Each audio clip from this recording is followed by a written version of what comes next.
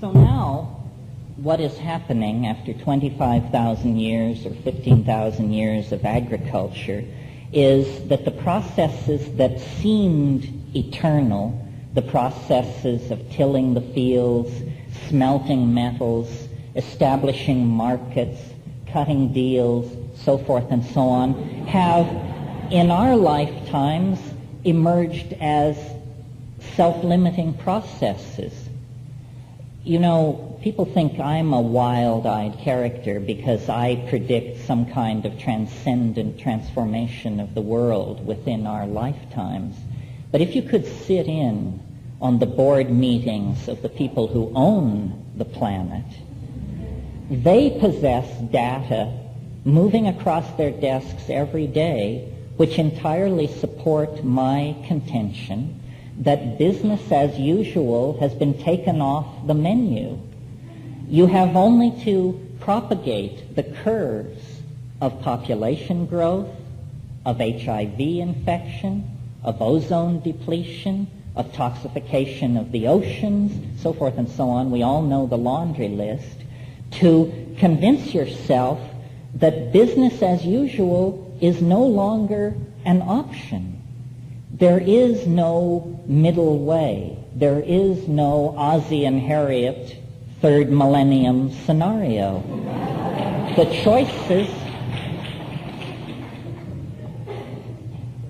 choices are either a hideous, nightmarish world, a Soylent Green kind of world, a world where people of privilege defend that privilege with tremendous establishments of armament and propaganda, and the rest of the world slips into poverty, starvation, desperation, and death.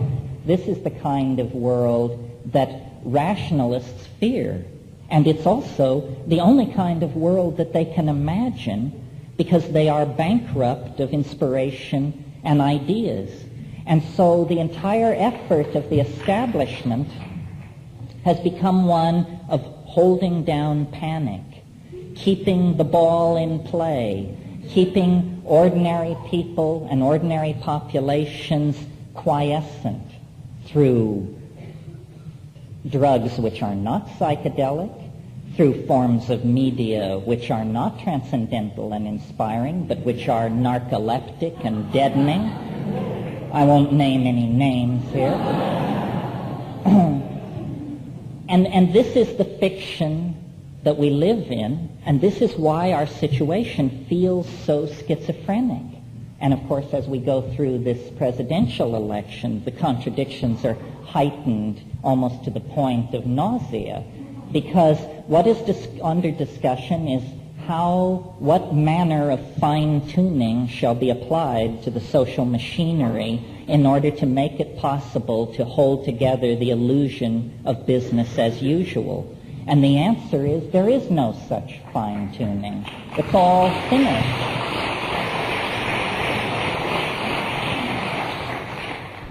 And instead, what is needed is a radical openness to new ideas of all sorts. And I believe that once this radical openness to new ideas is given respectability, the boundless creativity of the human mind will be tapped into and come to our aid.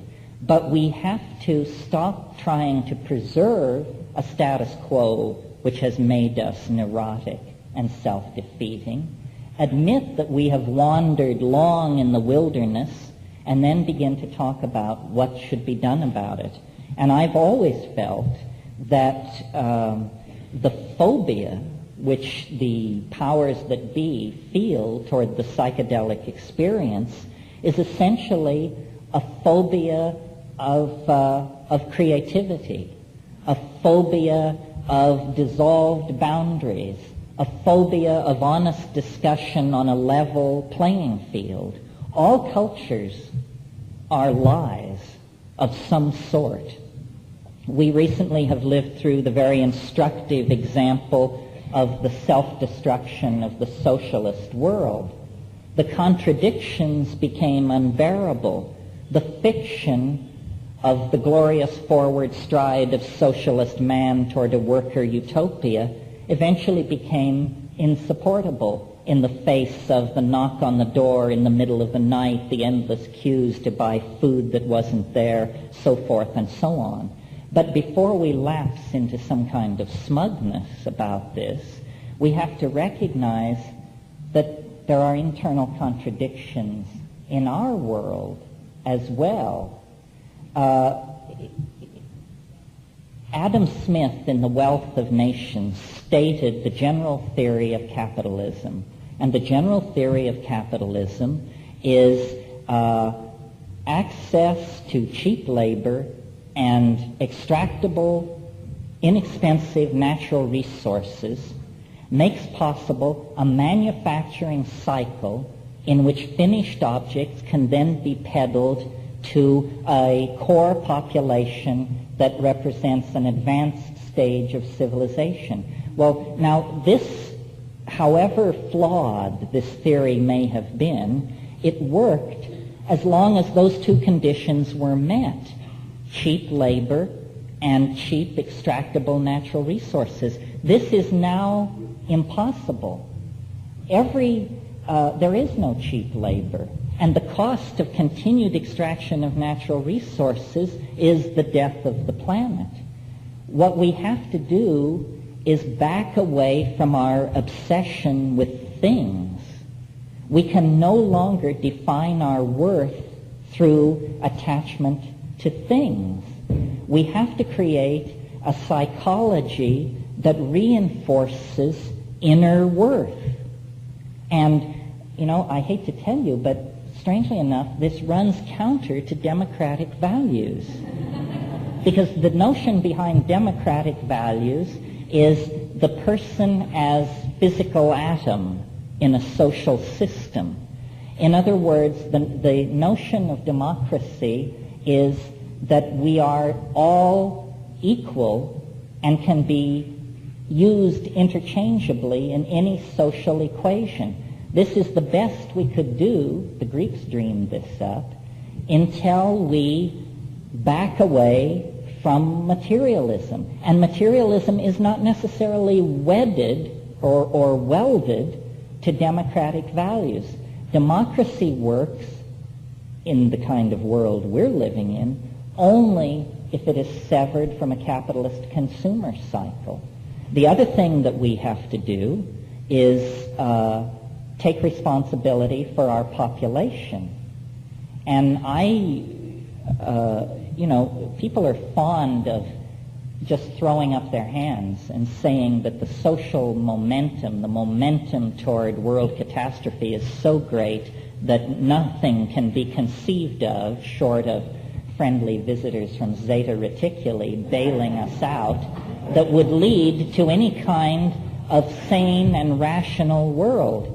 But have you noticed that if every woman were to bear only one natural child, the population of the earth would fall by 50% in about 40 years without war, epidemic disease, or forced migration.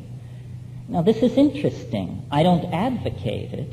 I simply think it's interesting that such a simple solution would have such an enormous impact on problems generally thought to be intractable.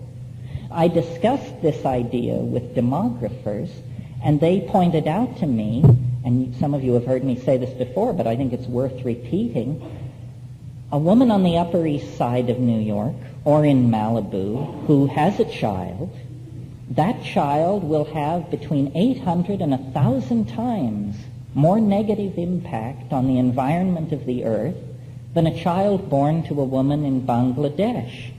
Where do we preach birth control? Bangladesh. Why do we do this? Well, I'm not sure. This woman in Malibu or on the Upper East Side is a very likely candidate to be open to this message. She is, after all, college educated, media sophisticated, and feels, I think, generally a fair responsibility toward the problems that we all confront. Well, so then why aren't these kinds of ideas being tried?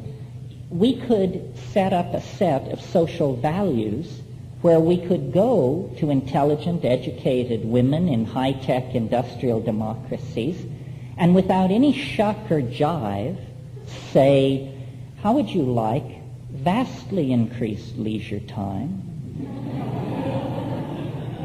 a vast increase in your disposable income, and the genuine status of hero in the fight to save the planet. Now, naturally, you can't do this if you have these fundamentalist yahoos running around raving about family values.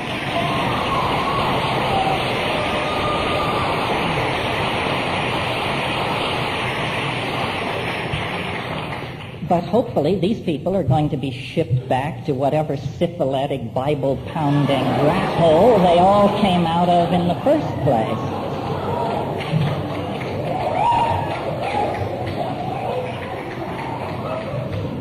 Easy. So I was puzzled as I explored this idea, wondering not why it hasn't been tried, but why I've never heard it even discussed. And it came to me, finally, it's because nobody has figured out how you make a buck in a situation of retreating demographics like that.